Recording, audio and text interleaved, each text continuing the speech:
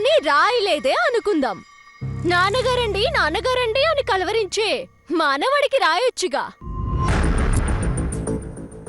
రాయలేదే అంటే దీన్ని బట్టి మీకేమర్థమైంది?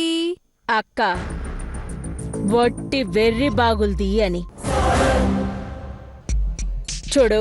చూడనండి, చూడనంటే చూడను. అరే ఏంటి, ఈ ఇంట్లో తినాలి అంటే డబ్బులివ్వాలా? ఏదో తల దాచుకోవడానికి ఇంత చోటిస్తారా? హ. ఇప్పుడు ఎవరి తలలు దాచుకోవడానికి ఎవరు చోటివ్వాలో ఒక్కసారి ఆలోచించుకోండి. హామడో బొల్లు దగ్గర పెట్టుకుని మాట్లాడు. ఆ పిచ్చిది మీకు రాసింది మీ ఆస్తే గాని వీళ్ళ ఆస్తి కాదు, గుర్తుపెట్టుకో. అయినా పెద్ద మనిషి దీచేదిగా కవర్ ఎలా ఇచ్చారయ్యా? నేను ఇవ్వలేదు చెంచు. ఎవరిచ్చారు అన్నది కాదు మామయ్య, ఆస్తి దక్కిందా లేదా అన్నదే పాయింట్.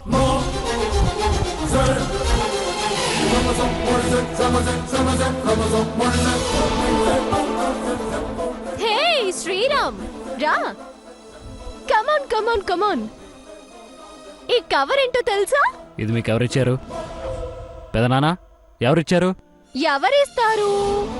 నేనే తీసుకున్నాను.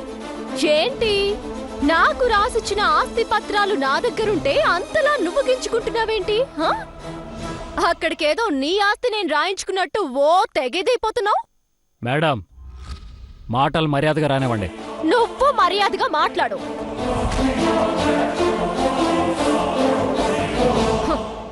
ఇక్కడ ఎవ్వడూ నీ మో చేతికింది నీళ్లు తాగట్లేదు. రేఖ